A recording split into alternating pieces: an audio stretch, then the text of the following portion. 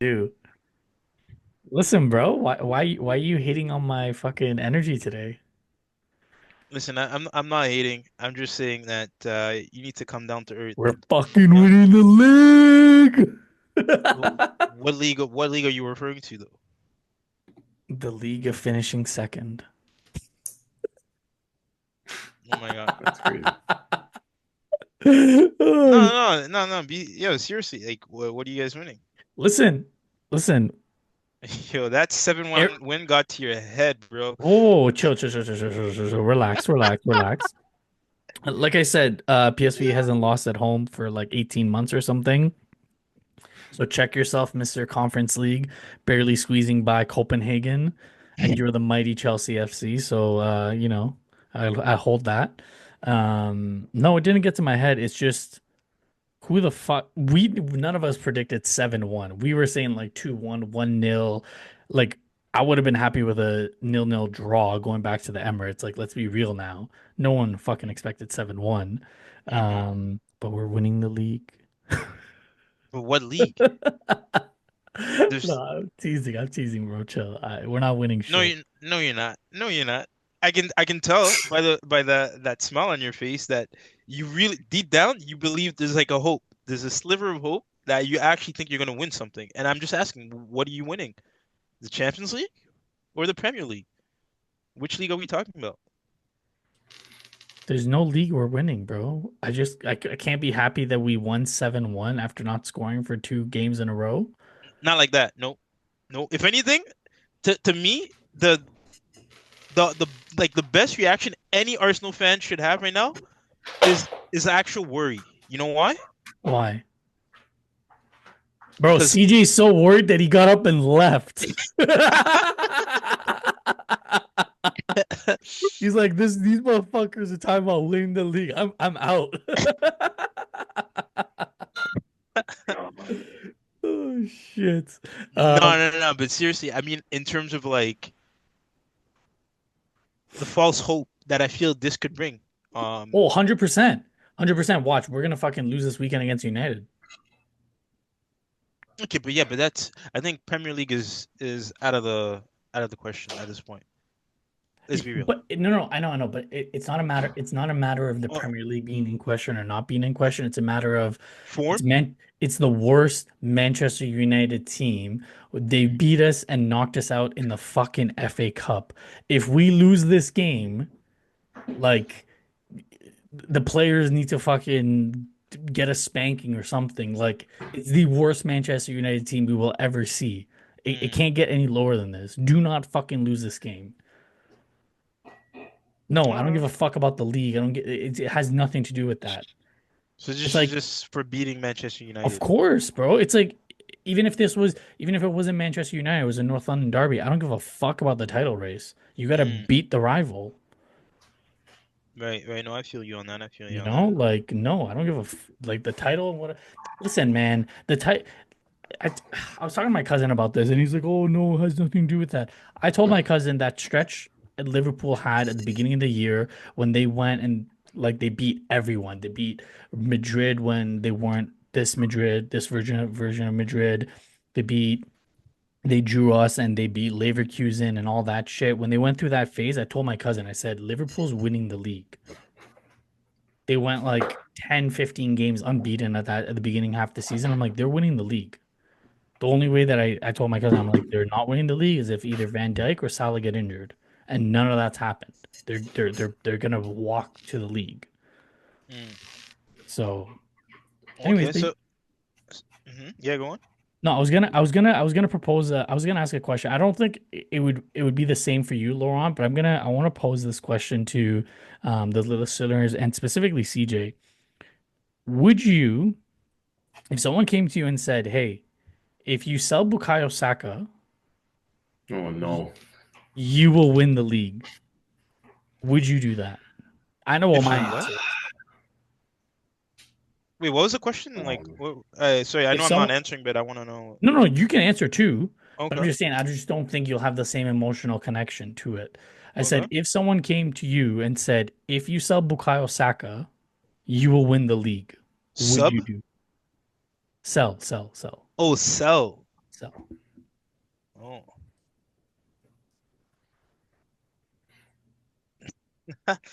I mean, I'll let CJ go and answer that first. Just one league?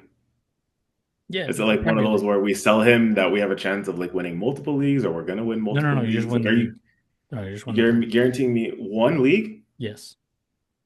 One sacrificing one league for Bukayo Saka. Damn.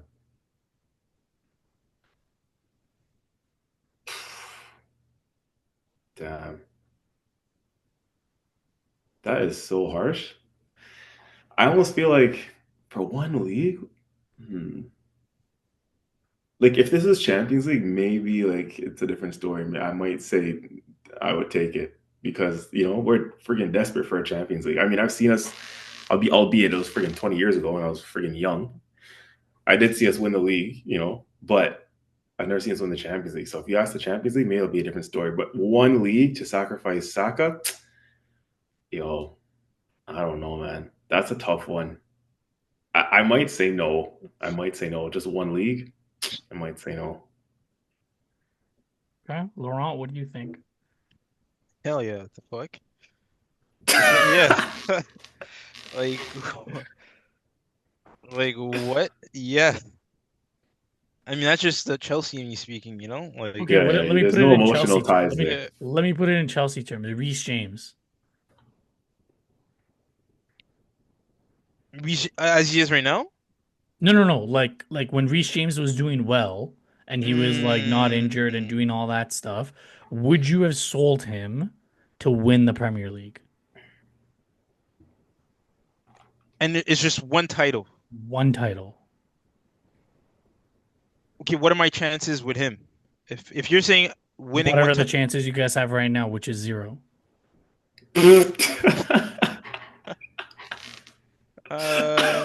that's funny. That's Wait, funny. why is being factual funny? It's just a fact. That's funny. When you look at Opta's prediction, Opta says like Chelsea's not even on the list for on Opta. It's Liverpool and Arsenal. Wait, City's not there. what are your chances? Like 5%. Hmm. 5% more than Chelsea's chances. Anyways, answer the fucking question, bro. Like what do you got to do that? 5% more than Chelsea's chances. I mean, clearly we know, right? If zero, right? If I'm Bro, zero, just and let like me what like be salty. let's Let me be let's salty. let's you know, that's my point. It's like, yo, this guy, like, wow. All right, you know what? All right, no, but no, I'll give you my answer. Not for one, no, Okay. no. So CJ, my answer is no. Whether it's fucking saying that we're gonna win one Champions League, one Premier League, no. That is Not even for the Champions League. no. If we're gonna win it, I want him to be a part of it. No. That's like saying like at the time when we had Thierry Henry, like saying that if we had sold Thierry Henry, for example, when we were in the final against Barca, we would have won. No. I don't want like for me, no. Because he is the reason why I fell in love with the club again and seeing him go from being a left back to a left wing back to all of a sudden one of the most dominant right wingers, absolutely not. Even for Laurent, like Reece James, before all these fucking injuries, like he was a generational talent that came through that pushed Azpilicueta out of Chelsea. The only reason why Azpilicueta stayed so long is because he couldn't stay healthy. Like absolutely not. I Hey wouldn't do man, that. listen. No player is bigger than the club, they say, and you're the same loyalty you have to Saka right now. The way we're not winning any big trophies right now, Saka could pull a Van Persie and Fabregas and just off this and leave us in the next couple of years. So You're I'm not just being wrong. real, No, man. no, no. You're So not like wrong. You're not wrong. You're not wrong. But it's as a long as ruthless game, here, man. but as long as he's here, like, and as long as he's committed to the club, like, to me, coming from Hale End and doing what he did and kind of sticking with the club and the fact that he had so much racial abuse at the World Cup, sorry, at the Euros, and you're seeing how he came back like better than ever, like all that stuff, like to me that like if I want someone representing my team, that's who I want. I understand Martin Odegaard's the captain, but like when I see Arsenal and when I envision what Arsenal means to me, I look at Bukayo Saka. That's what it is. Coming from nothing, working hard, putting your head down, and just you get an ounce of an opportunity and you run with it. Literally, you run with it. I get that. Let me play devil's advocate real quick then for you. So let's say that we keep Saka, but we don't win any trophies. Like, and ultimately, what's our objective as a club, right? And what's our objective as a fan base? Why do we start supporting Arsenal? Because we supported them because they we saw them in an era where they were winning trophies. Everyone gets attached to the teams that are winning. So if we keep Saka but we're not winning anything, I mean, what does that do for you, like as a fan? That's again playing devil's advocate because I know I Yeah, had a similar answer when it comes to winning the league. But for the Champions League, I think I would have to sacrifice him because it's like, bro, I want that star above the badge. Like we don't have one, bro. We're the only big club in England. Fuck Tottenham, they're not a big club, but we're the only other big club in England that hasn't won one at this point. City won one before us now, even. So it's like, damn, we're getting desperate out here. Like we can't call ourselves one of the biggest clubs in Europe without that Champions League trophy, man. So I don't know, man. The Champions League one is a sticky one. I think I would have to sacrifice our boy for that one. And like I said, no player is bigger than the club, and there's no loyalty in football on either the club or player side. Like I said, if we're not doing the business, Saka could opt to leave in a few years, anyways, and then there goes our loyalty to him. So that's all I'm saying. no, Unless you're Totti. yeah, Francesco Mm. Totti. Mhm. Yeah, His loyalty might have cost him, a better career. yeah, but Yeah, some argue that, but yeah, damn, like he stuck it out. yeah. I think, yeah, like I, He got relegated too, no? Am I let me you're gonna fact have check to fact myself. check that, yeah. Yeah, let Yeah, me you're gonna have to see. fact check that one. Yeah, that's crazy though, eh? Like sticking with a club that long, knowing you're not gonna. No, he never did. He was there from so Francesco Totti did not Yeah, experience relegation for his playing career at AS Roma from 1992 to 2017. Damn. And he didn't. Did he win? Did he win the league at all with Roma? And, let's see. When Scudetto. Yes, 2000, 2001. Roma won the Serie A. Yep. Okay, so at least he's got a league oh, trophy so to show for like it. he won it once, right? Yep. Mm, damn. It's kind of also like a Steven Gerrard situation. Like you got to respect him. He stayed his whole career at Liverpool, but didn't win the Premier League. I mean, albeit he won the Champions League. That's good, Yeah. but like he didn't win the Prem, and he gets knocked for that a lot, not winning the league. He was Mm, playing in a Liverpool team that was like they weren't obviously what they're doing now. So he's kind of got a little bit unlucky to be in like the wrong generation. But Yeah. yeah, it's interesting when you look at it that way. Yeah. Well, on that bombshell, welcome back, listeners. It's gonna be a little bit more of a happy episode because we had a big old victory midweek, even though Laurent is trying to, rain on my parade. But as always, joined by my co-host Laurent and CJ. Man, CJ, you're always fucking repping the Arsenal gear. You make us, you make us look bad. I mean, we haven't even seen a Chelsea kit from Laurent, so I don't even. I think he's a fake Chelsea fan, more of a Liverpool fan than a Chelsea fan. huh. Bro, I tell you, I've known the guy for how long now, and I swear to you, I've never seen him wear a Chelsea kit. For the viewers, for context, I've known Laurent since high school, and when I was like, what, 15 years ago, I swear I've never seen him wear a Chelsea kit. In fact, he's worn another club's kit before I've seen him wear his Yeah, own he team's wore an kit. Arsenal kit. That's But Damn, crazy. that he's worn You color more you than kit. just that. I'll tell you Yeah, that much. He's bro. worn more than just that. I think the only thing Laurent owns that's blue is that box behind him and that Febreze cap. That's it. Everything else is red. Not the Febreze cap, catching strays. that's I'm surprised because I thought the banter section was supposed to be for 10 minutes. Bro, it doesn't matter. Banter goes on for let And let mind you, right? I'm not the one in charge of the episode breakdown, so how do bro, you it's figure not that one?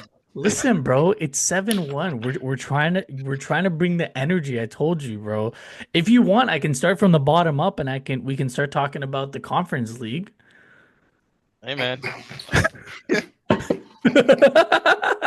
Uh, you know what? Listen, all I'm gonna say is I want to see that same energy, right? In about like 4 weeks when you Okay. guys end up facing Atleti or Real. Yeah, 4 weeks, bro. It's gonna be like 3 weeks. or yeah, 3 weeks, whatever, right? Or whenever that second leg is, right? Yeah, keep that same level. Okay, I will. You know? I All will. right.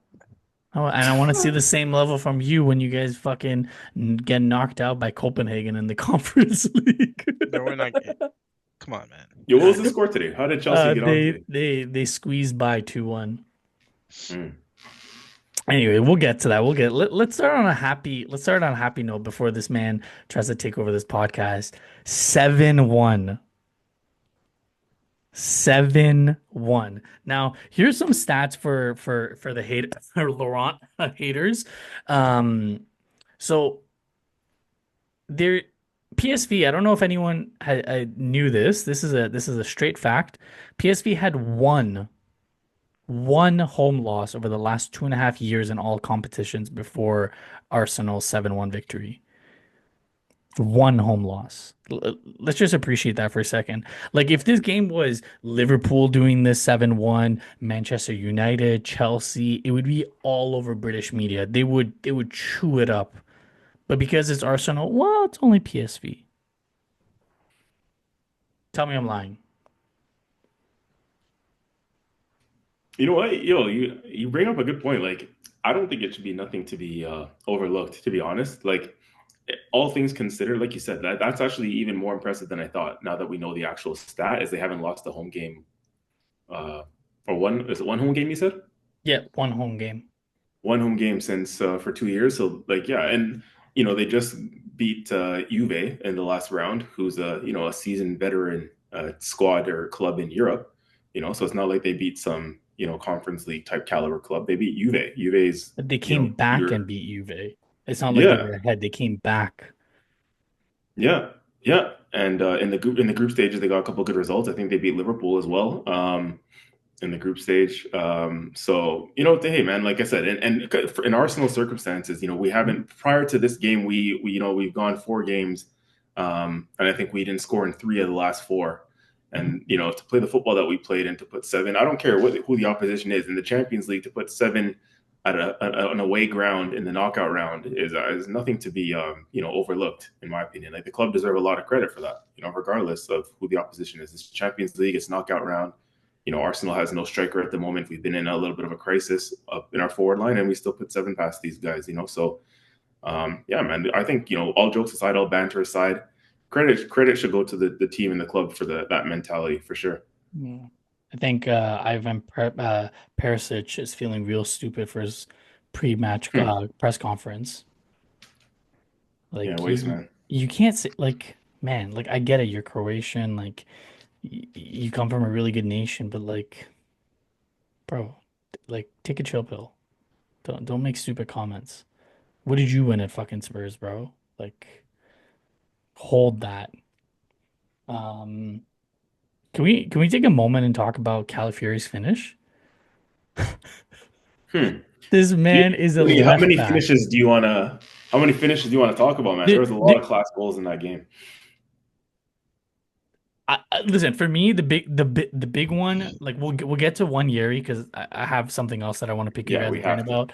But We have to talk about. Calafiori popping up on the right on right wing, finishing with his non-dominant foot.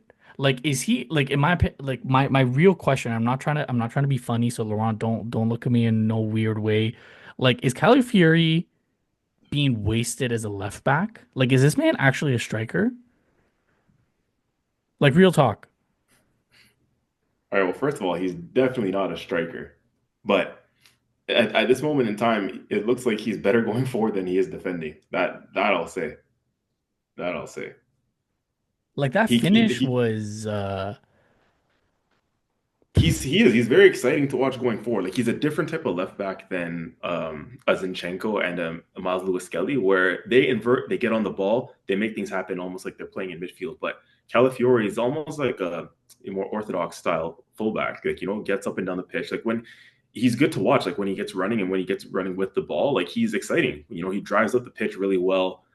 He pops up in the box. He pops up in good positions, and you're thinking, "Holy shit! Like, how did he get there? This guy's left back, and now all of a sudden, like you said, he's in the number 9 position." So he's definitely an exciting. At the end of the season, we're gonna see, we're gonna kind of judge the new players off of their first seasons. Like, the Calafioris, the Marinos, and see, okay, like, was it a good signing? Was it a not so good signing? Like Calafiori, like some will say, especially now with the emergence of MLS, like, was Calafiori needed at left back? But he's bringing something to the team, that's for sure. He definitely is bringing something to this at the team, and for the money we spent on him, not a bad signing. We can argue in the context of what was needed last summer that may not have Yep. necessarily been it if our money was tight. But again, if he's going to be part of the squad going forward, and we'll judge it not just this season but going forward, if he's part of what is hopefully a successful team going forward, he's a good part of the club of the squad. That's for sure. He gives us some options and he gives us some like dynamism. I feel like from the defense. Yeah. Martin Odegaard masterclass. Like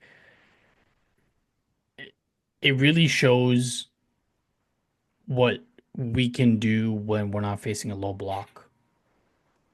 When teams come out and play against us, like it really Odegaard just because he's been quiet. I think we talked about it a few podcasts ago, a Yeah, few to say episodes the ago. least. Sorry, Yeah. he was struggling, but he showed up. I don't know what was in the Dutch waters, but he showed up. Like that ball to Calafiori for the finish, like Mm, like wow, yeah. wow.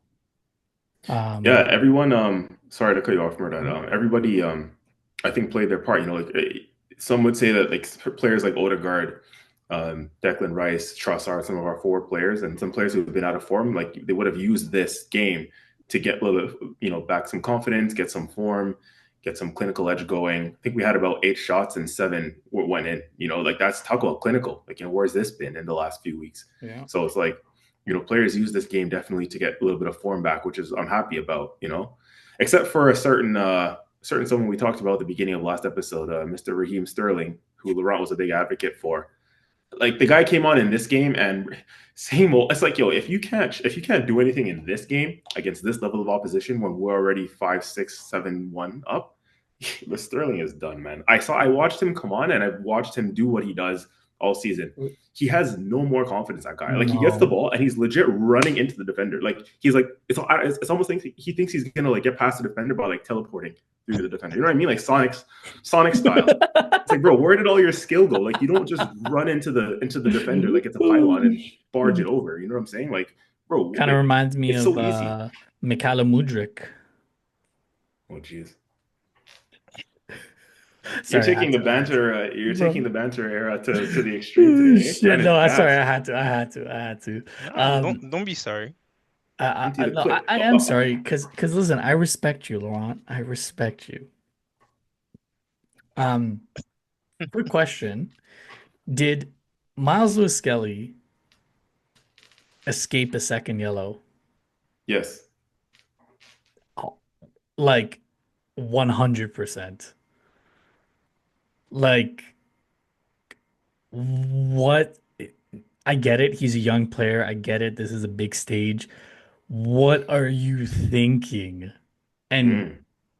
if this was the Prem, straight red, and Oh, the game would have been completely different. And I bro, don't what? blame the PSV players and their coach losing his mind because if I'm being honest, that was a red card. That was a second yellow and a red. Put it this way: in the Premier League, with the referees that we have that hate us, bro, like that kind of tackle, that kind of second yellow card offense. Not only is he getting sent off, bro. Michael Oliver would send him to jail. He'd have him deported. Like, bro, man's in the Premier League wouldn't they couldn't wait to get their red card out if Lewis Skelly did something like that. It's just from an Arsenal perspective, yes, there's like bias. The referee officiated that one reasonably well, I would say. Well Yeah. done, Mr. Referee. The first yellow card offense was a little bit weak, so maybe he's like, all right, like, his first tackle, a couple minutes after that one, I'm gonna give him a little bit of a bly. He refereed that sensibly, I would say, from an Arsenal perspective. However, if I'm the opposition, for sure, I'm saying, yeah, bro, like that should have been a sending off.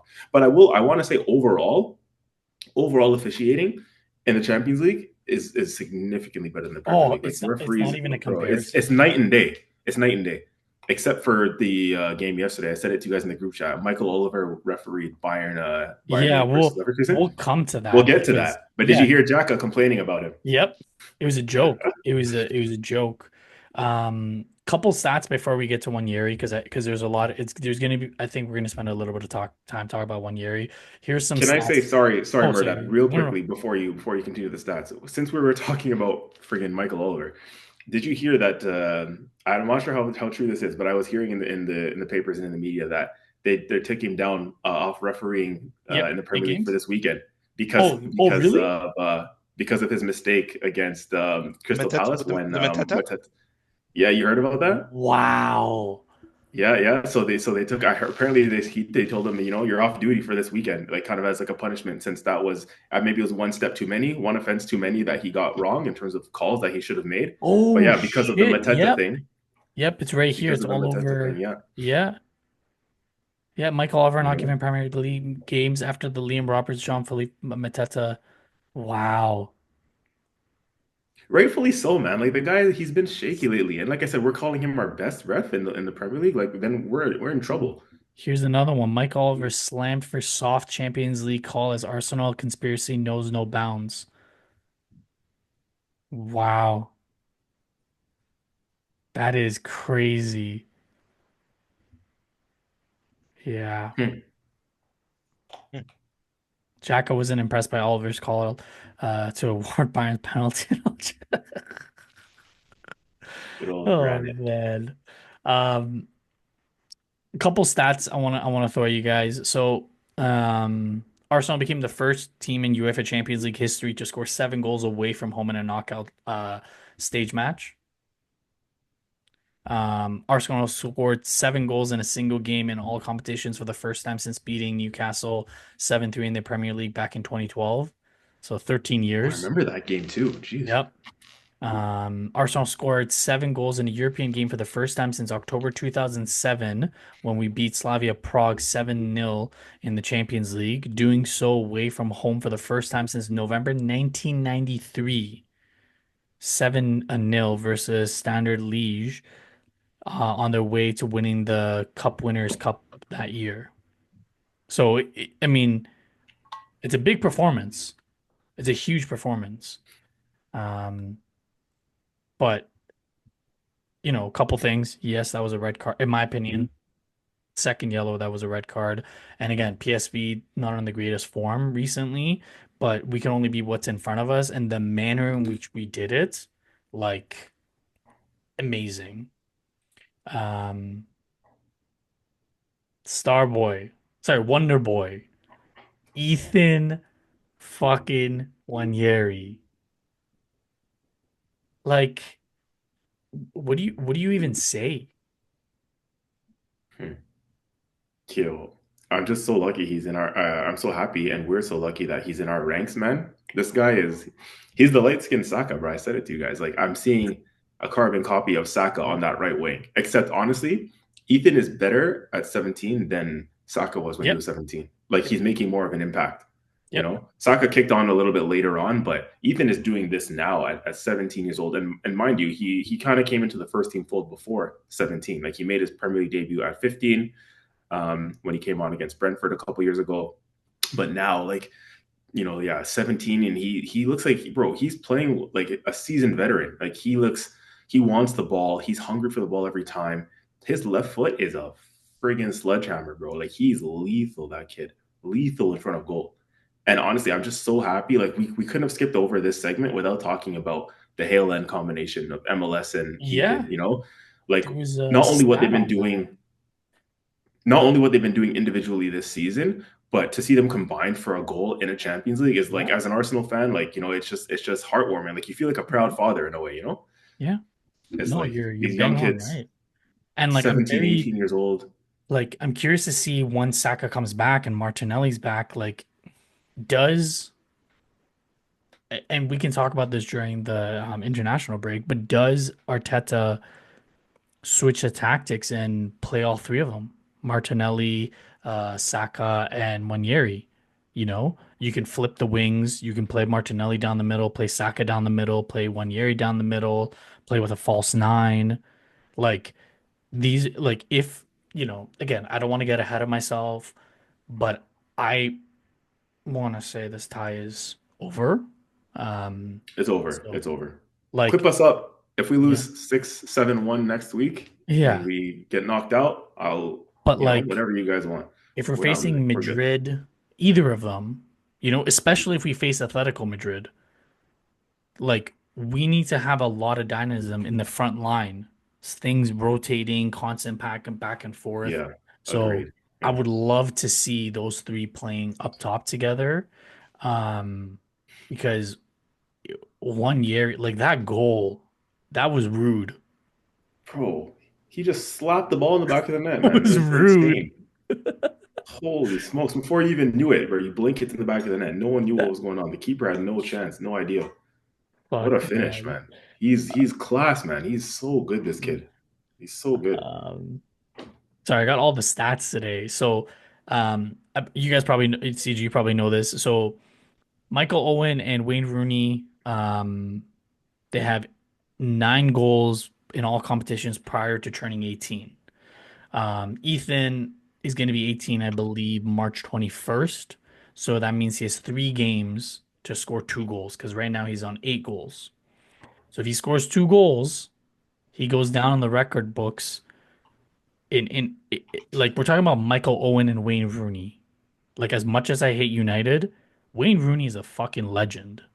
This Yeah. man, like when he broke out in Everton, like he was doing shit that I'm like, so 3 games, 2 goals. I would love like I think we talked about it after the PSV game. Like I said, I don't want to see Ethan play PSV at home. Like even if he does play, give him 45 and take him off. I don't want to see anyone that Less than that. there's a chance of them getting hurt. Like I don't want to see that. Don't play Yeah. them. Give Ben White time. Give Kivior. Give Butler or DG. But if he's sitting on like if he has 1 goal this weekend against United, like I will that'd be tough as a coach to not let him play or as a manager to be like, no, you're not playing because that's a huge record for him to get. Yeah, yeah, it is. And we'll touch on, I guess, the United game Yeah, a little bit yeah, we'll later get on. to it. But Yeah. yeah, I'm Um, curious to know about what you think about how we'll line up again in that game. But we'll get there. yeah. Before we one last person that I think deserves their plaudits, um, Declan. Deckers, yep, Deckers.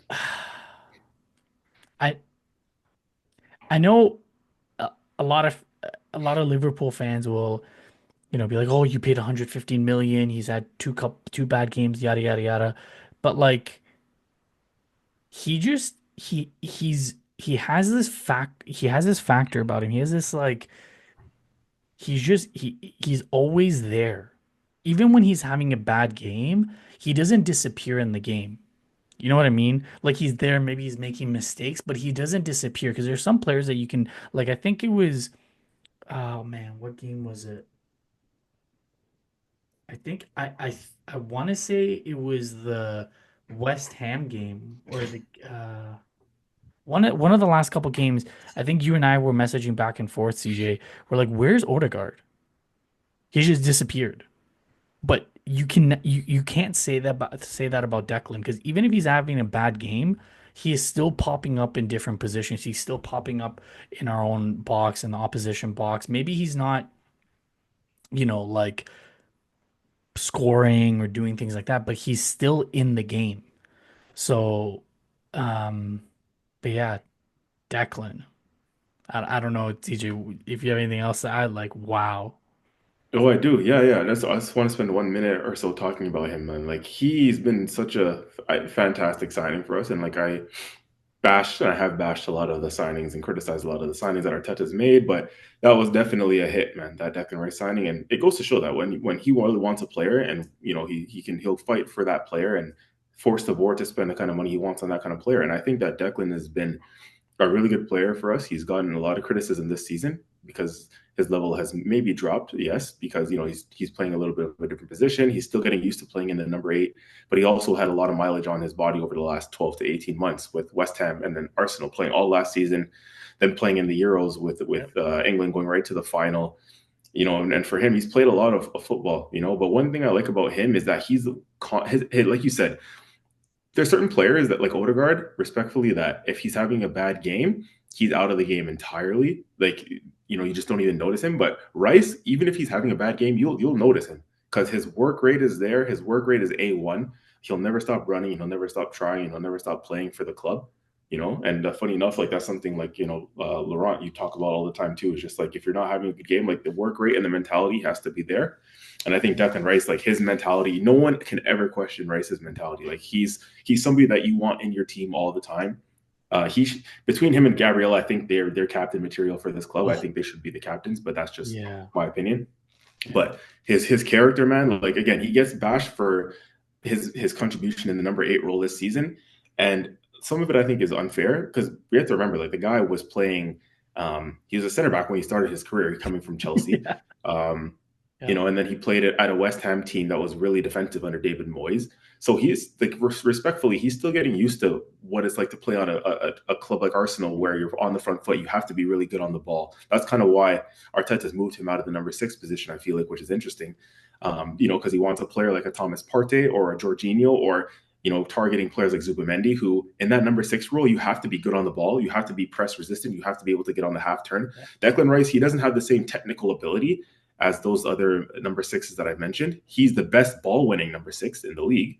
But in terms of, getting on the ball, there's a difference, right? Like winning tackles, getting around the pitch in Golo Kante style, like covering ground and winning your tackles, there's not many better than Rice. But in terms of receiving the ball, getting on the ball, and being press resistant and having the technical ability to play the ball forward, play the ball, break the lines like the way Partey does or even a Jorginho does, that's where Rice is still trying to adapt his game, So Yeah. I think he's gotten criticism for playing in the number 8 role because that's a more advanced role for him right now that he's still trying to learn.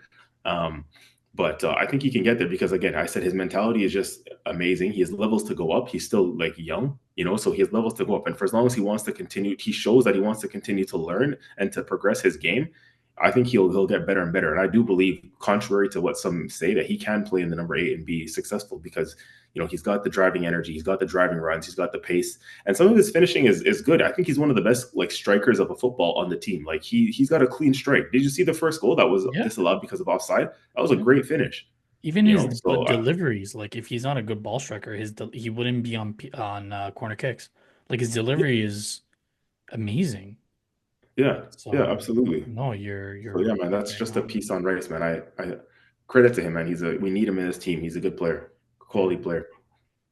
Before we move on from this game, talking about the rest of the Champions League game, anyone else that you want to shout out from this game? No, I think everyone got their, deserved flowers. Everyone did well, and we talked about who we needed to talk about. So I think we can kind of keep it moving. All right, Laurent. Let's make. Oh, yep.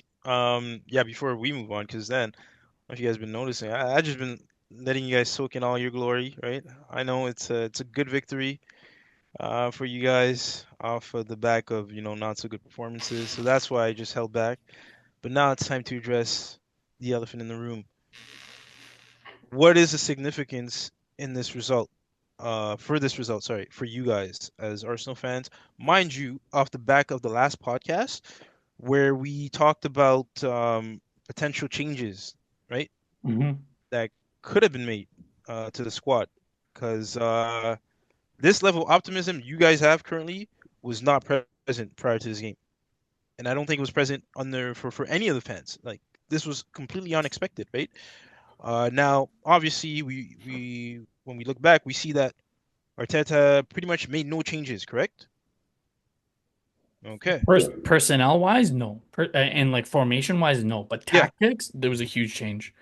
right, right. But now I know that if I were to ask you guys this, could you guys think you guys could have pulled off even a win going with the same personnel, same formation prior to this game? I think the answer for you guys would have been, no, not sure, right? Yeah, facts. Right. So, yeah, so like I'm curious now, right? Because for me, if I were to analyze this, right, like as rationally and as calculated as possible, um, I think that this win could be very dangerous for you guys going forward. this tie, you guys have won, right? I'm not talking about this tie. I'm talking about who you guys are gonna face after this. Okay. Um, because let's face it, does this really solve the underlying issues at Arsenal? And that to me is what needs to be examined. Like we can't just gloss over that, right? This is almost like a band-aid. Like you slap down a quick band-aid here, go. All right, yeah, run another lap.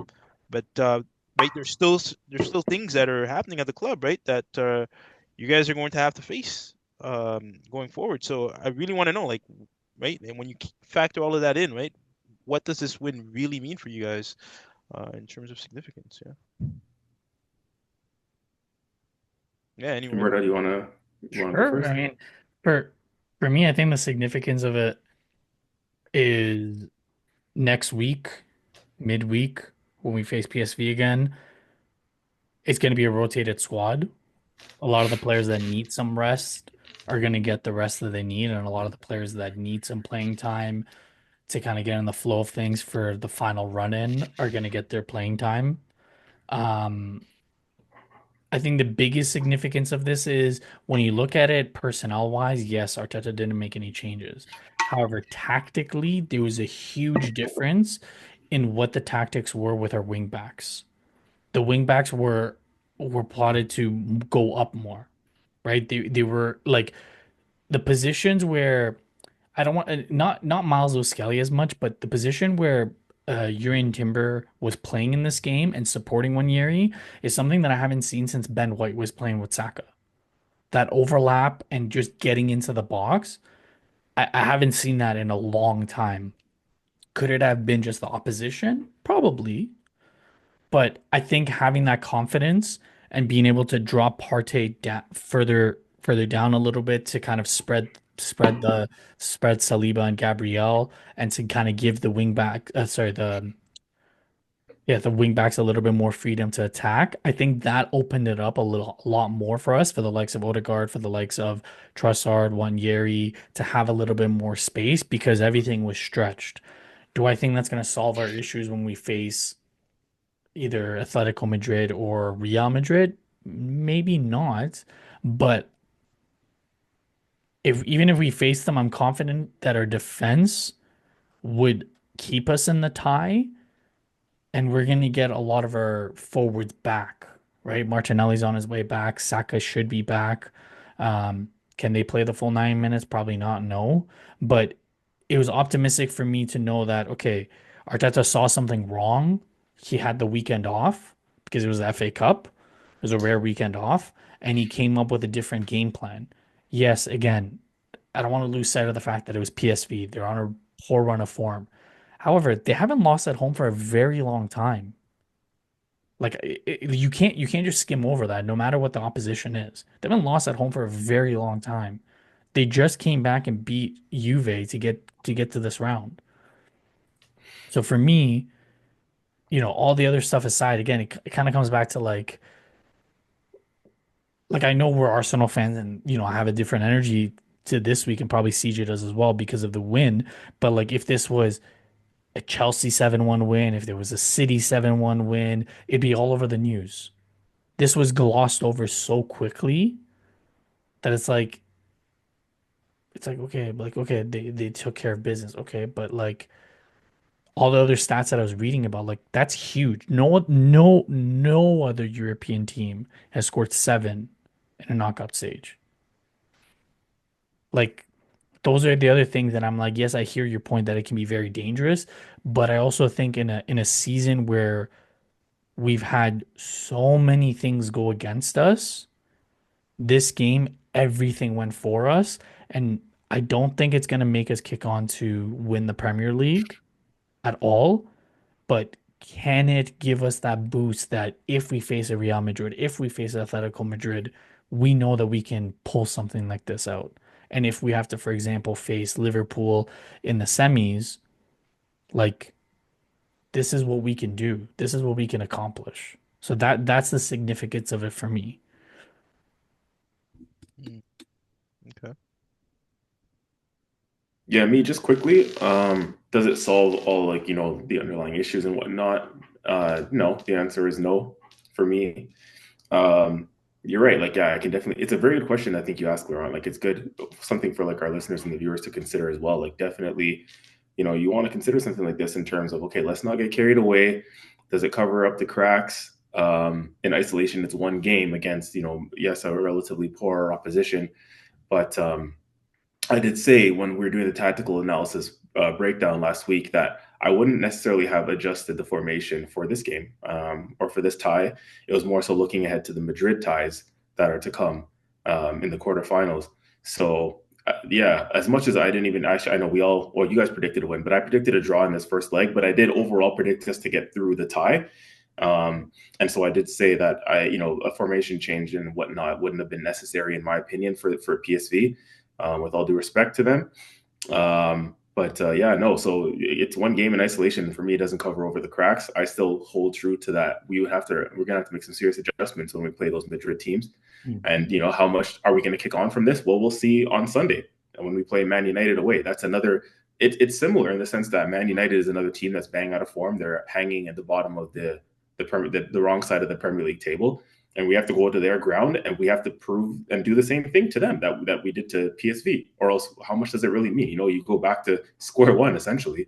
Follow it up what you did on Tuesday to PSV. Follow it up with a convincing win at Old Trafford on Sunday against Man U. Because again, similar circumstances. Man U's not great right now. They're all over the place.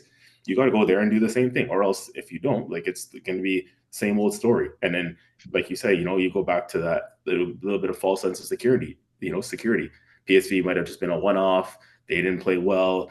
We just had a really good day that day. Like there's other circumstances that can come into it. So we might actually get our answer on Sunday. And I think Sunday's game will be a good audition for how we're gonna continue the rest of the season in the Mhm. Champions League, especially. We have to go and follow up that win against PSV with another convincing win, in my opinion, at Old Trafford against Man U.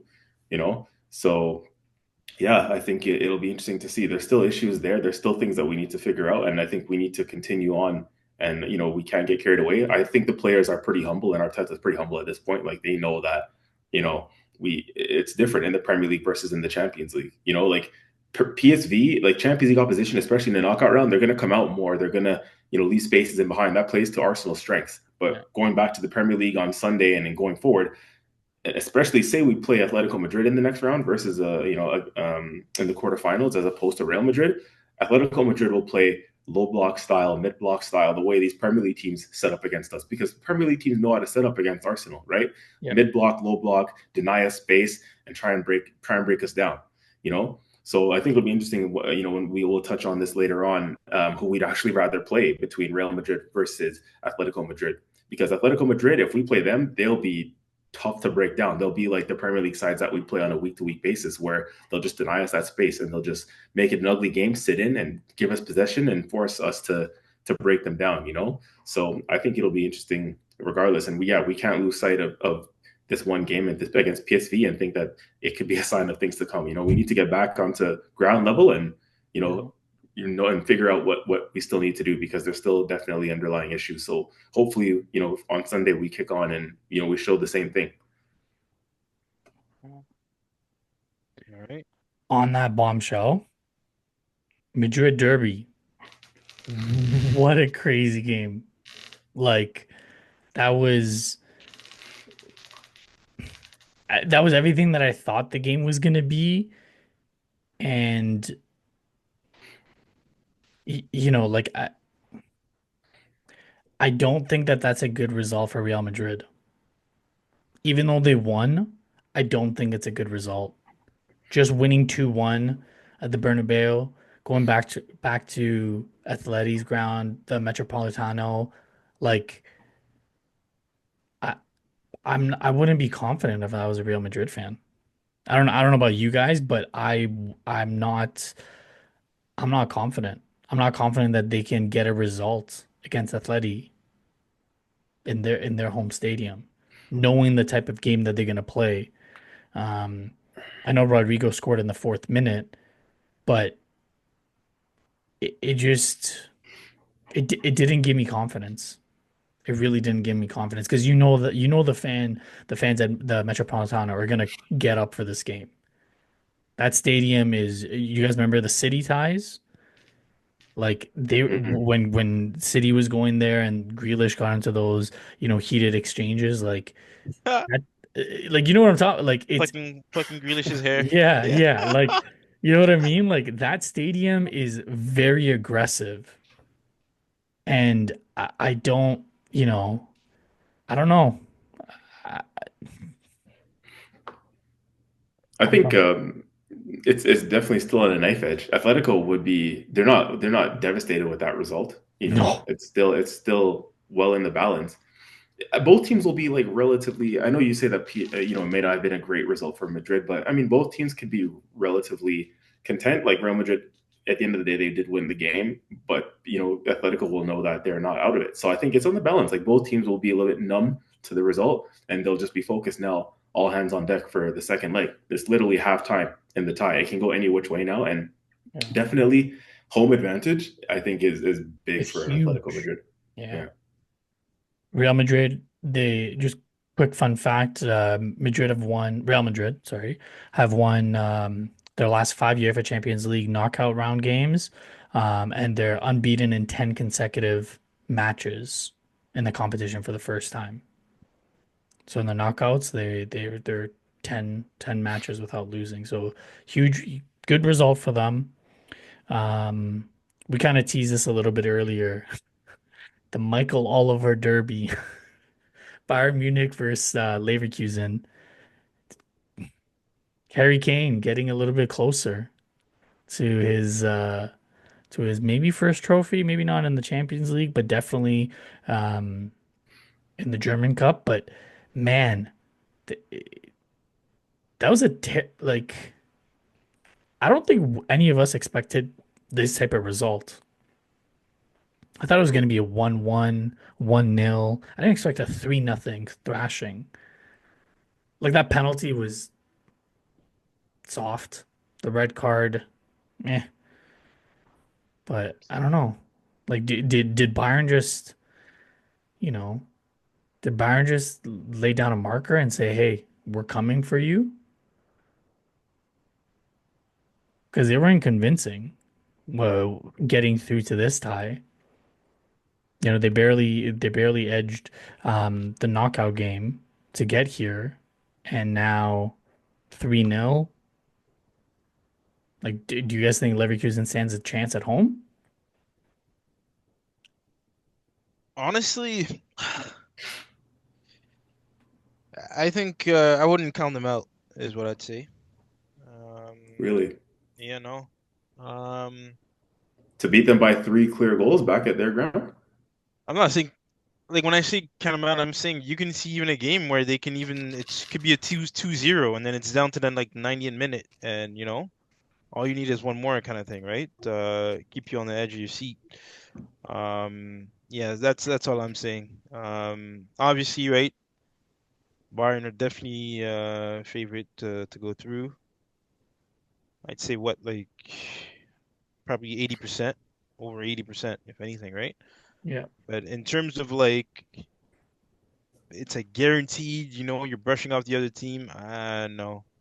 Um, is the second game It's at Leverkusen. Leverkusen? Yeah, so they have that going for them as well, Yeah. right? So Like yeah. it should have been 2-0 because the keeper, I don't know if you guys saw Musiala's goal. Like he mishandled the ball. Yeah, Like, yeah, what are you doing? yeah. It's poor. It's poor goalkeeping. So, I mean, and then it comes to question like if he didn't make the goaltending blunder and, our beloved Michael Oliver, the best referee in the Premier League, that penalty call, which was yeah. So, I don't give him a chance, sorry, Laurent, at all. I think Bayern are going to take care of business. I think Leverkusen will score, Hmm. but I also think Bayern's going to score and it's going to maybe finish on aggregate. I think it's going to finish like 4-4-2, maybe 5-2 or 5-3 or something like that. I don't I Hmm. don't I think it's a big big hurdle for Leverkusen, unfortunately. Definitely big. But see, to me, it's one of those where it's like they have to strike early. I think Mhm. in order for them, they'd have to be the first team to score. Yep. Um, and then yeah, and I think yeah, that second goal is going to be very crucial in my opinion, right? Like you can't have Bayern you score and then Bayern scores now it's only 1-1 and it's almost like you're Yeah. starting over. Yeah, They got to they're score within the first 10 minutes of the game, and then they got to control the first half. Second half, they got to come out and score, and then just put mm, the pressure on until the end of the match. right, right. Let's keep it moving to Barca Benfica. This was a game that I was actually very excited for because I knew from the previous matchup, like it was a thriller. Um, but this one, man, it was, like Bro, Pau, Benfica is not serious, man, no, at Pau all. Cubarsí, 22nd minute. 22nd minute, he gets a red card and you're not going to take advantage? Like, again, I know it's only 1-0, but to me, this ties over. You're going back to the Camp Nou. You're not beating Barca there, especially not this year's Barca. I don't know. What do you guys think? You think I'm like it's a stretch for me to say something like that? A little premature to say ties over, I would say. But I 100% still hear what you're saying. Like at this point, yeah, Barca, if anything, like momentum it calls for a lot in football, you know, and momentum. You know, Barcelona would be thinking after they got that red card, like shit, we're in a difficult spot. But to come out of that ground with the win and they go back to their place, that's momentum on their side. And like you said, this version of Barca, they're not messing about right now. Like they're having a good season, you know. So yeah, I do still only see this going one way. Like technically, we can never, I guess, say that ties over in football. It's only a one goal deficit, but yeah, from what Benfica showed, they've got nothing, man, and like they're gonna have to step up massively if they want to get anything from the new camp. But I think Barca, yeah, I'm pretty sure Barca got this in the bag. Yeah, You know, I agree. it's yeah. I agree. Inter Milan, thank you. Thank you for ruining Van Persie's day. 2-0. Marcus Thuram, thank you again. Made my week a little bit better. Just class, just pure class. Inter, I think they just showed why they were in the finals not too long ago, and it was it was just a dominant performance. Um, like it was just I don't think Feyenoord stood a chance at all. I watched a big part of this game, and I was like Inter was just leaps and bounds better than Feyenoord. Like Laurent, that's one of your dark horses, isn't it? Inter. You think you thought Yeah, can no. go pretty far? Yeah, yeah. I the manager, and again, for those at home that viewers, right, listeners, players, grandmas, grandpas, for those who don't believe that a manager can really push a team to success, you gotta watch. Like some of these managers really know how to, like, heck, even we're talking 7-1, right? Like players, yeah, kudos to them. But you said it yourself, Mehrdad, right? There were tactical changes, right, that were made.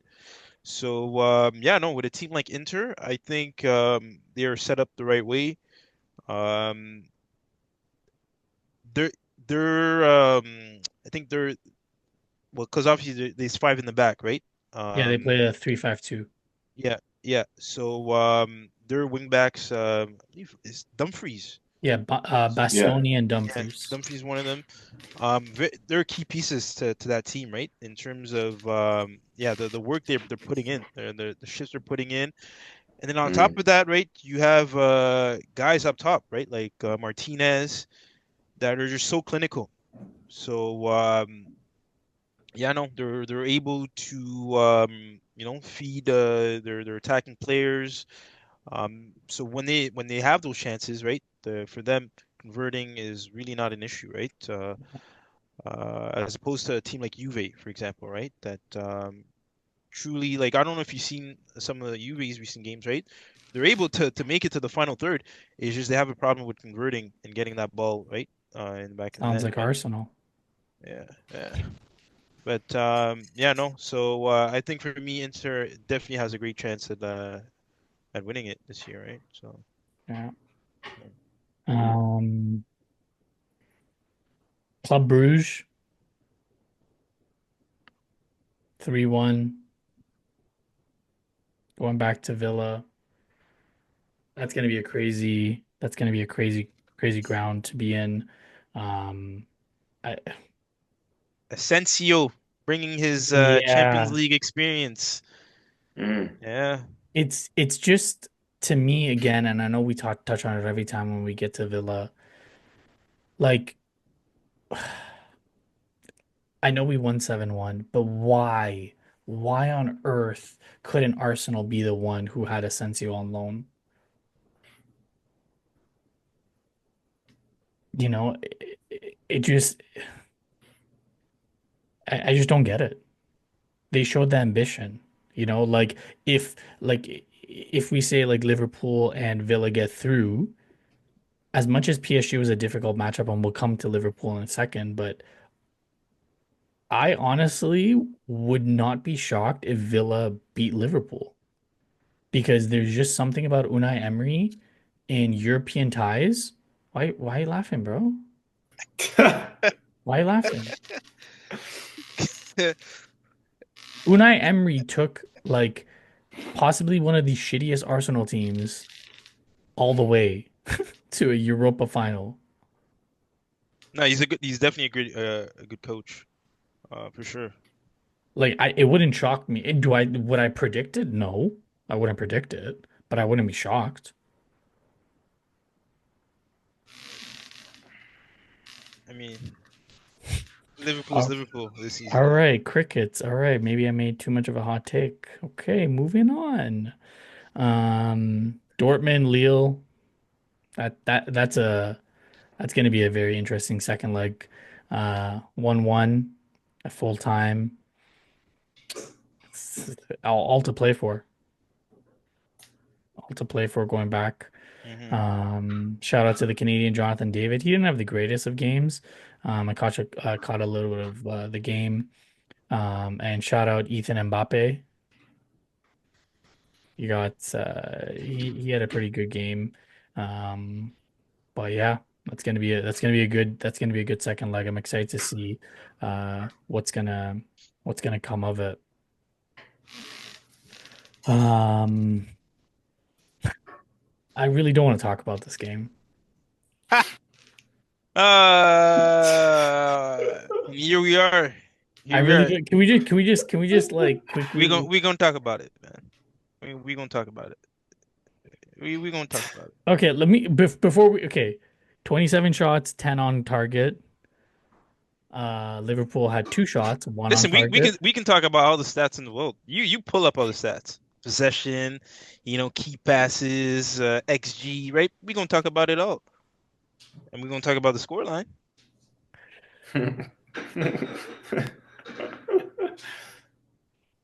Okay, before we talk about the score line, was that a red card or not on Kanate? I think I swear to honestly, God, if you say no, I'm no. I'll be okay. completely honest. I'll be completely honest. I can see a lot of refs giving the same call, and I can see a lot of refs going the opposite way as well. Not gonna lie, bro. CJ, did you see the play? I did. I caught like I didn't catch it in real time, but I caught like some of the like the still images are never going to tell you the full story, but Oh, okay, I did okay. see a bit of it. I would have loved to have seen it in real time though.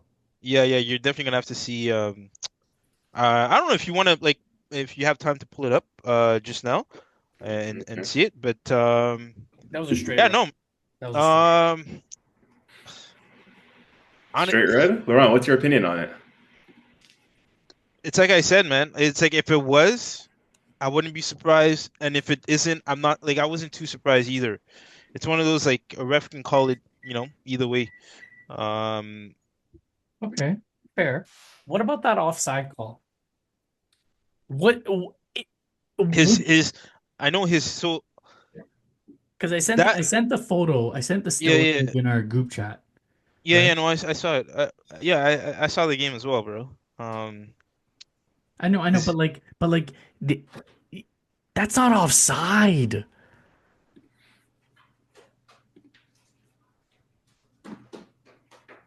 The I silence mean, is deafening. I know. That's not offside. You know that's not offside. no, I mean, I'm stunned because I mean, what do you want us to do now, bro? Like, they went to VAR, it got reviewed.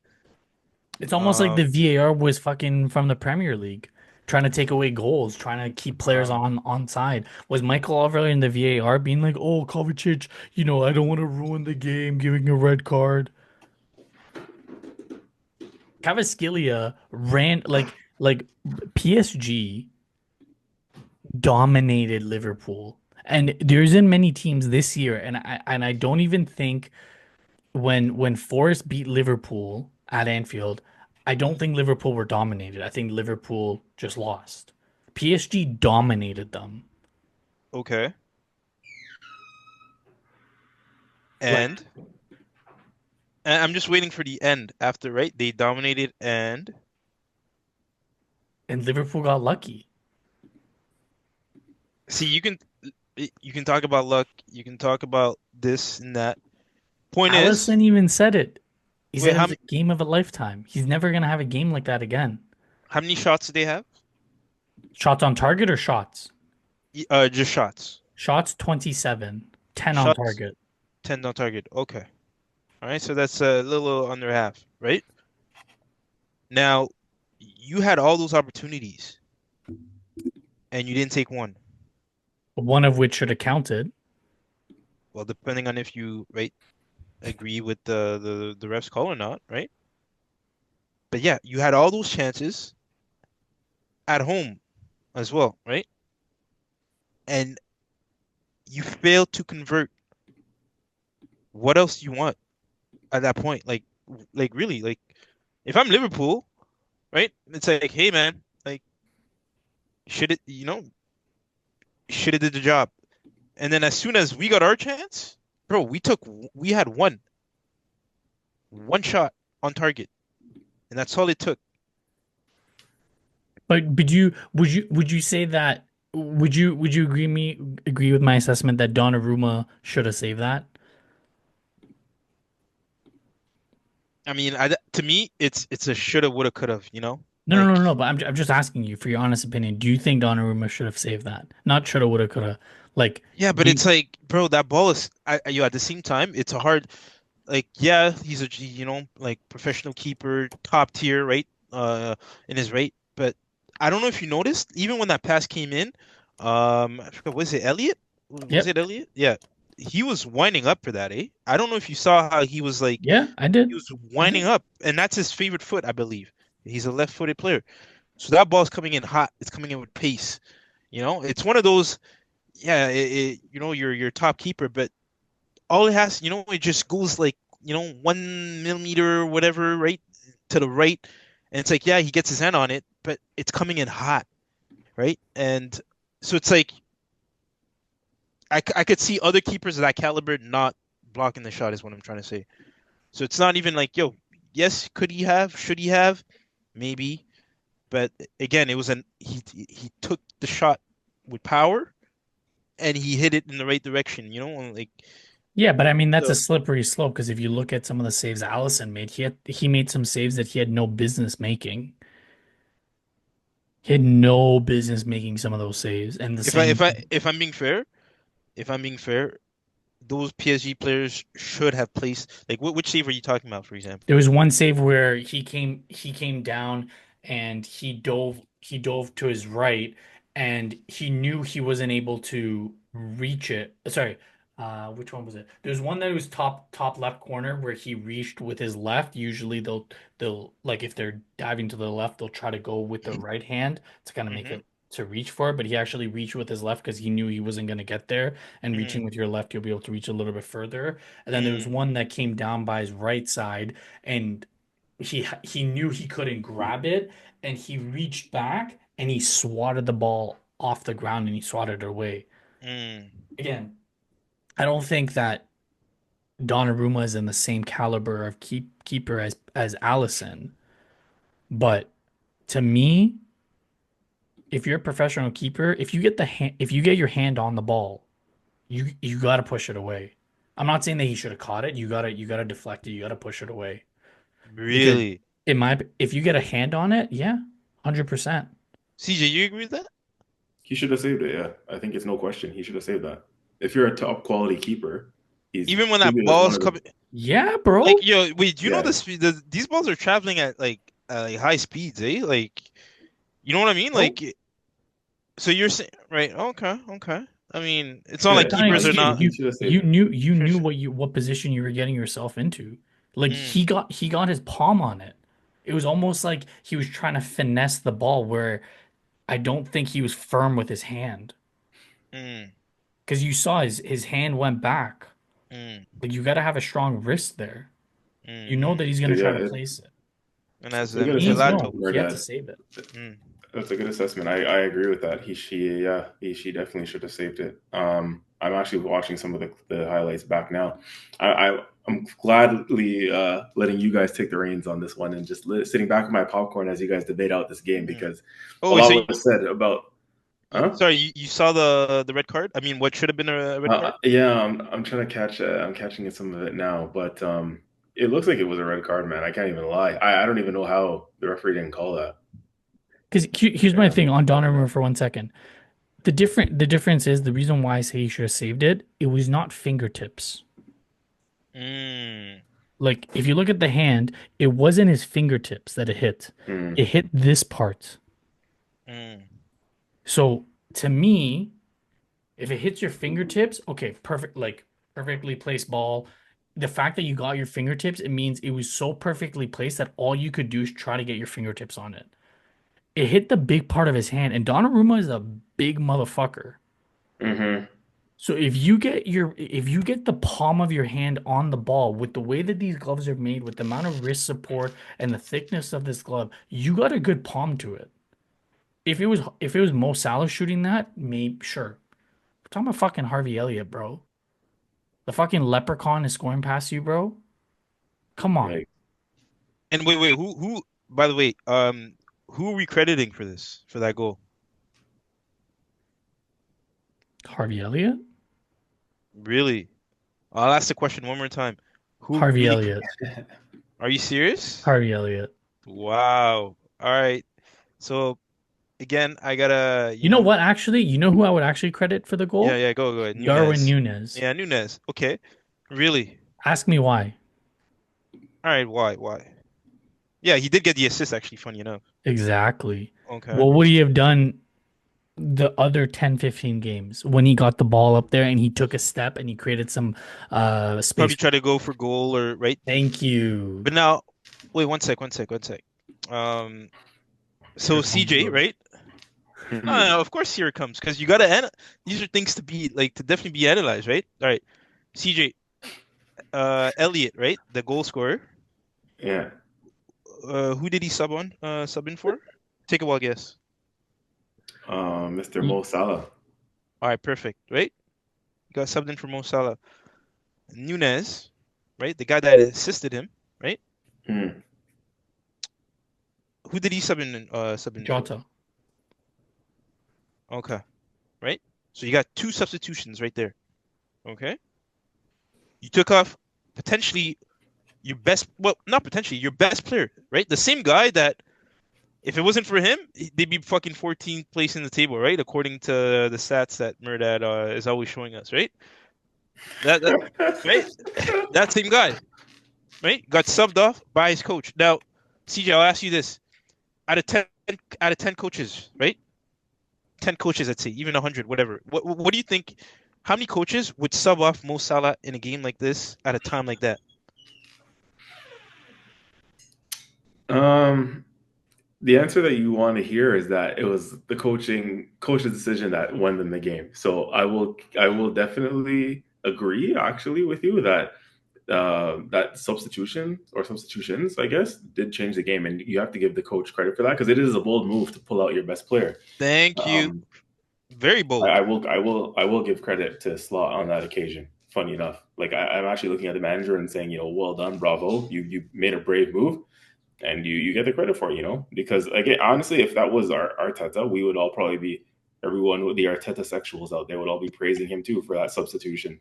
So definitely I'm going to give credit to Slot on that one for sure. I think that game is a prime example, Laurent, of what you've been saying all this time about how the manager can make a difference. Because if he Mm, doesn't make that sub, Harvey Elliott doesn't come on, Harvey Elliott doesn't score. right, Now, who's to say Salah doesn't score in that position? But I guess the way Salah was playing, he might not have gotten that sort of opportunity. He wasn't having a good game. right, So, Because he was yeah, no, right. you're defending. He spot was on, bro. defending the entire game. That's why. He was defending the entire game. Liverpool were on the defense. They had no outlet. And anytime that they want to have an outlet, either Nuno Mendes or Pacho or even Vitinha, they were on top of Salah. Like Nuno Mendes had one of the like he had such a good game that I was shocked. I didn't expect that out of Nuno Mendes. That's why he took Salah off. Was it a good substitution? Yeah. But like if he didn't score, we wouldn't be talking about it. And that it kind of comes But back it's to but it's the fact that he did. Like I understand you're saying so because but I no, remember. Wait, I remember you told me what ifs, right? Where like and you gave me okay because yeah, what if he didn't do that substitution and Salah didn't score, right? Or if Salah stayed on, and what if he scored? Or what if he subs on Elliot? Elliot doesn't score, and then or even the what if says like PSG ends up scoring, right? Now you're dealing with all these scenarios, and you realize it's almost like it's a high stake hand now that you're playing, right? Like whether you're playing in like like a poker game or whatever, right? You have a big decision to make here. And it's the fact that as a manager, you're making that decision knowing that if it goes against you, you're facing the cameras, you're facing your fan base, you're facing everyone that's telling me you made the wrong decision. You see what I'm saying? I agree So with it's like, you. yeah, and it's like that to me, that shows like, bro, that's like low level managers do not make those kind of decisions. You're 100% Yeah. right. My only rebuttal to you would be the point in game which that change was made is the game was coming to this standstill. PSG was playing for a draw, so was Liverpool. Liverpool wasn't attacking, and who'd you rather have on defending, Harvey Elliott or Mo Salah? You're gonna want to have Harvey Elliott. Who would you rather have on defending? Uh, Darwin Nunez, who has the most ridiculous work rate, even though he can't shoot a ball on target, or Diego Jota. You're gonna want to have Nunez because he's got the work rate and he's gonna keep running down those channels and preventing counterattacks and making sure that the defense stays humble, right? So it and they know that Mm. Southampton's coming up on the weekend. And on top of that, they know that if they go home with this tie being 0-0, it's a huge success in the way that the game was progressing, right? So while I agree with you, it's a huge call to make. If this was made in the second leg and Harvey Elliott scored the winner for the tie, I totally agree with you. But there always needs to be context in the game, right? Funny enough, this could be the goal for the tie. Like if you're being completely But we're at honest. halftime. But we're at halftime, so we're not going to know. If we come back next week and the tie Mm. finishes 1-0, I'll put my hand up and say, you know what, Arne Slot, here's your plaudits. I'll clap. At this very moment in time, the tie's not over. All right, all right. So let's. I'm calling in for now. Let's call the next episode, the episode after, right for that game. We'll call Sure. it the Arnie Slot Masterclass. masterclass. Yeah, yeah, Okay. that's what we can call it. And I'm gonna Okay. be here. I'm gonna be here. We gotta give these managers their due, you know? Okay. Well, on Arne Slot. See, that's why Oh, I'm sorry. enjoying I'm enjoying this segment because Mm, I like to stay quiet. But in this part was a very touchy subject, this PSG versus Liverpool one, because you guys have been debating about this one. For the viewers listening, those two have been debating on this game, and since the last episode or the last couple episodes, we've been building this one up. So this part of the pod was always going to be interesting. I'm just here with my popcorn, listening to both of you guys going back mm. and forth at it. But yeah, man, no, I think both of you guys raised some really good points. So Mehrdad, so you're basically saying that Slot went defensive by pulling out Salah and Jota, and like the fact that they scored the goal was just the cherry on top. But you're saying that that wasn't intentional. You're saying that they brought them on for like a defense to see out the game for a 0-0. Yep. Because going back to Anfield, you have the biggest advantage. You have the biggest advantage. The theater of dreams is no more. Anfield is the stadium to play in if you're a player. So to me, like that, Does like he still get credit then for still getting the result essentially because his substitutes, whether Of defensive or not, course, it he's still gonna, work. of course, but it comes back to, what Arteta always makes a good point. He's like, when he made that Marino substitution at Leicester, he said the only reason why I'm getting the plaudits is because it worked. If it didn't work, you guys would be sitting here asking me why did I make that substitution? Why didn't I bring it forward on? Right? So it's like you always have to give context. There always has to be context, right? For the Arteta one, like that's a huge call because if he doesn't make that call and we don't win that game 2, 3 weeks ago, the league is done. Yes, the league is already done after that. We all know this, but that was a huge call. For this game, he brought Harvey Elliott on because Mo Salah was defending the entire game. Nuno Mendes had his number. He had no outlet. And Slot's like, okay, we're getting closer to the end of the game. Let me just put someone who I know is going to be good on the ball and is going to have that defensive work rate, put some fresh legs on to help defend, and let's just see the game out and go to Anfield and win it at home because we know we had that advantage. Did it work? So he did 100%. that and it worked. So does he get credit for it? Yeah. I think It, he it worked and then some because not only it wasn't 0-0, it was actually 1-0 but to no, Liverpool. no, So does no. he get the He, credit for it? yeah, he does. But like when you say it just There's always a but. There's like there is always a bro, what can I say? I'm an ass man. Uh, Um, anyways, Jeez. um, you have to always provide context though. Context is everything. I don't disagree, but it's funny because the context that you're describing, and even heck in the Arteta example, you're the context that you're embellishing here is showing that that's why they're managing these teams, these managers. Like there's a reason why, because they're making these critical decisions at critical times, and they're getting results out of it.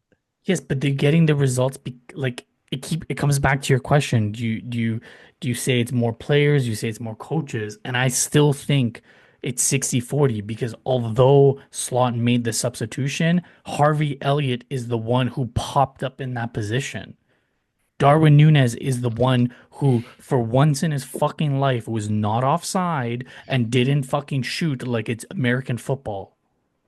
Those are two decisions that Arne Slot did not make. Yes, he substituted, but he wasn't holding the fucking FIFA controller, being like, "Oh, I'm gonna finesse pass it to Harvey Elliott, and Elliott's gonna shoot it bottom right corner."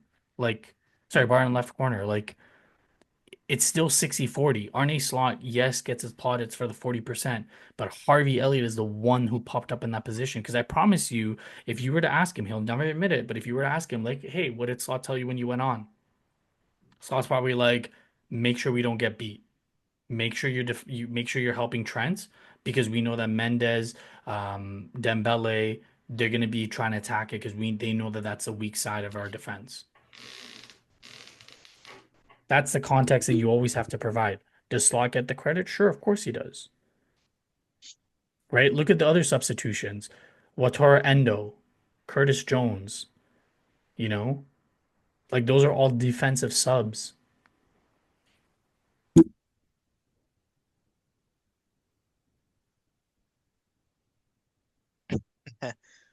Hey man, well, But at the end of the day, it's like I told you, and it's like I've been saying this for years.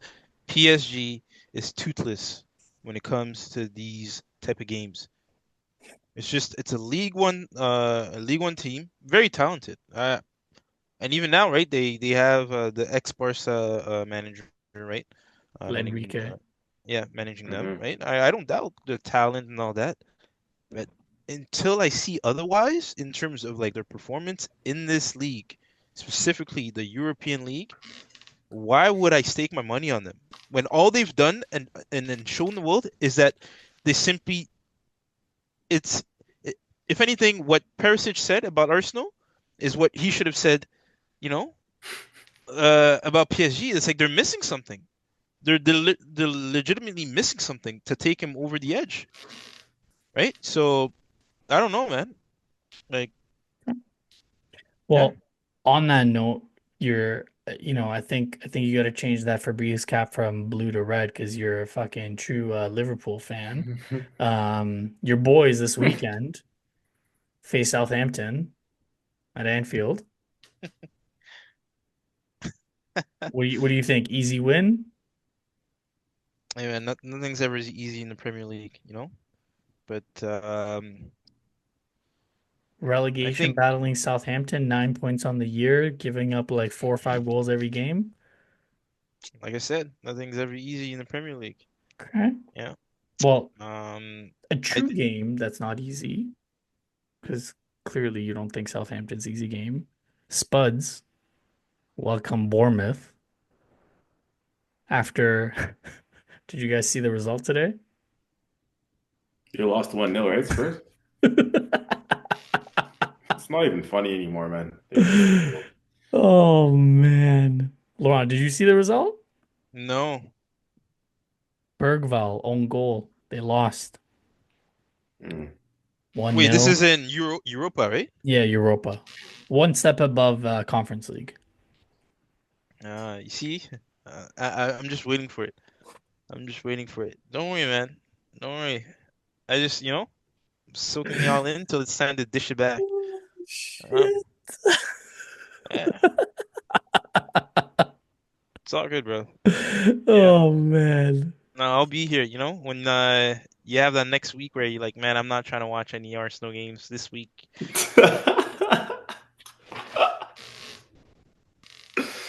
Oh fuck.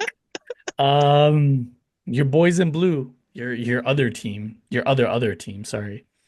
Um, they welcome relegation battling Leicester. After Chelsea sneaked a 2-1 victory over Copenhagen. Let's give you a few minutes. What did you make of that? What did you make of that performance, Laurent? Conference League against Copenhagen. Reece James played in the midfield. What's your assessment of that game? Honestly, I think, well, for one, we brought back Sanchez in net. Um, Oi. yeah, and that's one guy that's, been looking pretty shaky for us as of late. I think the performance, it was good up until we conceded. Um, and I think to me that's always been the Chelsea problem, right? We don't know how to manage games out, I think, from beginning to end. Hmm. Um, Probably, I think it's the maturity in the team. I don't know, maybe our players aren't experienced, right? We don't have, I think to do that, to really like, you need guys on the team, on the squad, that are able to keep you level-headed, especially when you're up a few goals and they're able to keep that structure, right? Keep you going hard, right? And being able to keep players like managed like in their positions, right? Hmm. Because at times too, right? You'll notice some of these goals, it's we're pressing too high up, right? And suddenly a player's out of position, right? So yeah, I think for us next year, it would have to be a question of that, of knowing how to manage games out. Um, because we can see, yeah, these goals, like I think we've had so many games, I couldn't even tell you how many, but where we were up and then suddenly we just start conceding, and then that's how we end up, either tying or losing. But Well, yeah, these are that from Spurs position. game. That Spurs game when you guys were up like 2-0, right? Mm, And they came back and drew. yeah, yeah. And yeah, for me personally, I don't think those are games like, especially when you're up like 2-0, right? Like you have to be able to hold on to that. Yeah, you're doing everything at that point, right? Calculated to hold on to that, right? Because going from 3 points suddenly to one or none, Hmm. yeah, it's not a good way to Like build even the momentum. Villa game recently, you guys scored Mm, first and you guys right. lost 2-1. Exactly. Um, Yeah. Yeah. so yeah, no, you're bang on. And I think as much as some Chelsea fans, not you, I'm just saying from the wider Chelsea community, they're like, it's just Conference League, yada yada yada.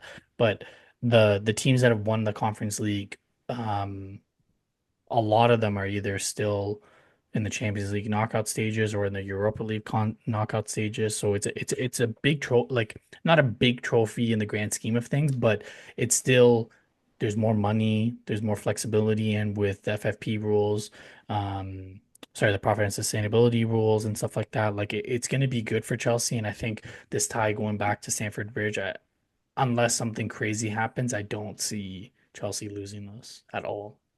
And I think honestly, I'm not just trying to put the pressure on to make fun of you or anything, but like I genuinely think the Conference League is Chelsea's to lose. Mm. No, I agree. Um, Right.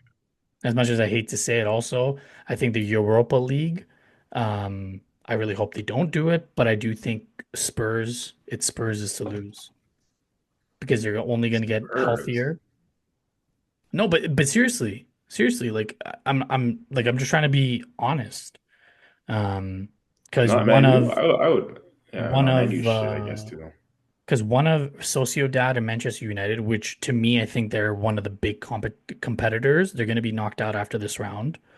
Fenerbahce, they're down 3-1 against Rangers, which I think that ties over. Then you got Lyon, you got Bodo Glimt, Lazio. By the way, Leon Eintracht. lost their manager, eh, for Yeah, 7 months. yeah, But wait, crazy. is that in the sorry, is that in the Europa or is that in the French league? Everything. The Every FA, yeah, the no Football way. Association, the UEFA, yeah. Yeah, that is wild. To me, I think that was a bit too excessive of a punishment, in my opinion. Um, What was this for? bro, he just stared down the referee, like in his face. No, he said something to him. I think I sent you the clip. What do you say though? I think he was verbally attacking him. Hold on. Hold on. I gotta find this. I gotta fact check this. And But he got like, a 7 month ban? 7 months, bro. yeah. Surely it was for more than just staring down a ref then. That's a heavy Bro, ban. he did not touch him. He Yes. right, he Oh, was just yeah. Leon coach Paulo Fonseca has been banned from the touchline at games for 9 months for aggressively oh, nine confronting the months. referee at the French Yeah, league game. yeah, 9 months. For aggressively what? Aggressively confronting the referee. So he said something. He did like there was some sort of verbal abuse or some sort of. He didn't just stare him down. You don't get a 9 month ban for just staring somebody Yeah, down. no, he was Yeah, but what did he say? I don't know. It Ask him. wasn't that. Call him. Yeah.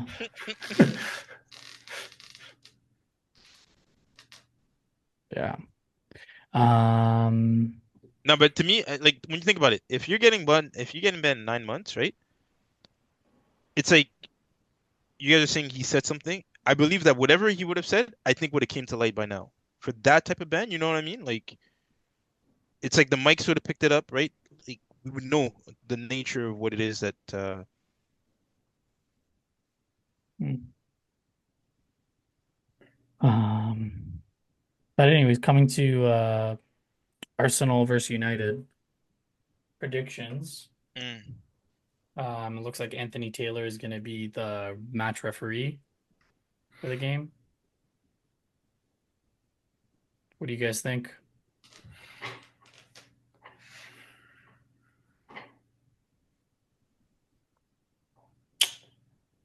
United are poor, man. Like they are so bad. But I don't know. They always give us a hard time at Old Trafford. I feel like if there's one game that Man U will turn up for, well, there's a couple, I guess, Liverpool, City, but yeah, they'll turn up against for a game against Arsenal for sure. So they still have a lot of injuries though. I don't rate their forward line at all. Like, this could be battle of the shit forward lines on Sunday. To be honest. I swear. Because when we were naming all the 20 teams in the league that have a better, forward line than Arsenal at the moment, I don't know if I would put Man U in that. Their forward line is shocking. Xerxes and Hoyland. I don't rate those guys. Ahmad is a big loss. He was one of the bright sparks this season, Mm. and he's out. Yeah, That guy's Garnacho's nice. not I in? do. No, Garnacho's there. Garnacho's there. He's No, he's he all right. mm. He's all right.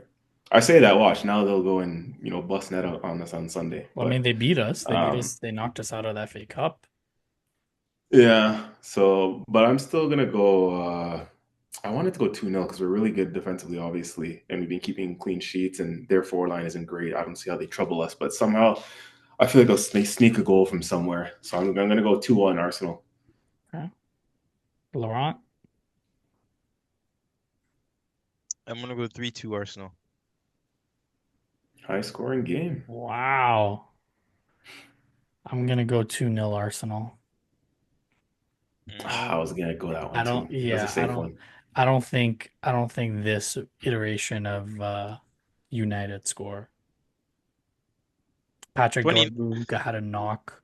Um the only real threat is Bruno Fernandes, and with the way our midfield is playing, when you got Rice, Partey, Odegaard, and they're playing Casemiro in midfield, like, listen, I'm not taking anything away from his career. He had a crazy career.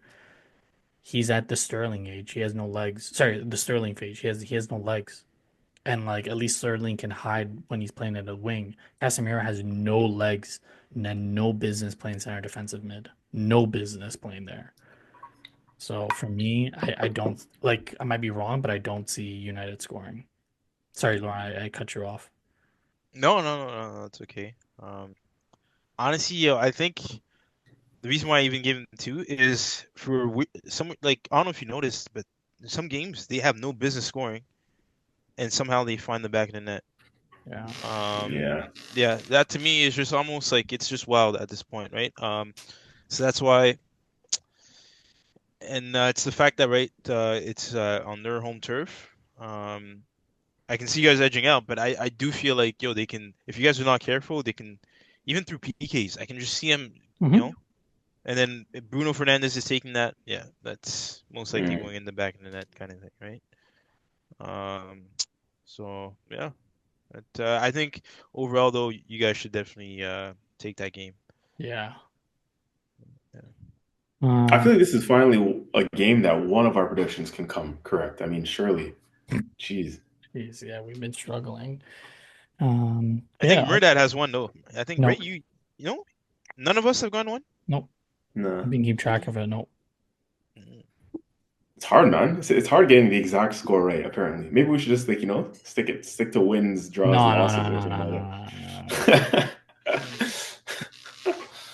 We still didn't decide what the wager is, man, at the end of the Don't season. worry, Like we'll we figure it have some out. Maybe the wager is that Laurent actually wears his Liverpool or Chelsea jersey. Haha. or Nottingham Forest, you forgot that one. Oh, yes, Don't yes, yes, forget yes, that yes, one. force, force, force. Okay, see, I told you the three clubs, three clubs. Um, so yeah, That's it. this guy. Oh shit! I think I hit a nerve this episode. Damn. Well, we got the weekend games. We got Sunday. We're gonna preview the upcoming Champions League. We'll spend some time chatting about Chelsea. They're in the Conference League, but we'll spend some time chatting about them and previewing their upcoming game at Stamford Bridge. Um, Other than that, we do have a couple fun things for the international break that's coming up in roughly like a week or so. Looks like Arsenal's on their way of getting a new sporting director, so we're gonna have a lot of time talking about that, and just kind of breaking down what if they're appointed by that time, what that's gonna look like. Um, and then by that time, we should know who we're going to be facing in the next round of the Champions League, and we'll do another deep dive analysis on how Arsenal should, um, set up against one of the Madrid teams. Um, but yeah, fellas, guys, got anything else to add? Yeah, just hit the like and subscribe, as I always say. We're trying to grow the channel and grow the pod as fast as possible. And your support is always appreciated, listeners. And so, yeah, man, help us get to our targets and achieve our targets. So continue to hit the like button and subscribe, leave your comments, all that good stuff. We're out here on all platforms, YouTube, Spotify, got our Instagram up, trying to run the X account up as well. So big things are on the horizon. So yeah, man, play your part. Hit that like and subscribe. Last word with you, sir. As for me, same thing. We take pleasure in shooting these episodes for you guys, right? So we're asking for the bare minimum, right? A like, subscribe, right, goes a long way. We're here, right, twice a week, and yeah, we do this for you guys. So, make sure to subscribe if you haven't already. Yeah. All right, everyone. Mhm. See you Monday morning. Peace. Later.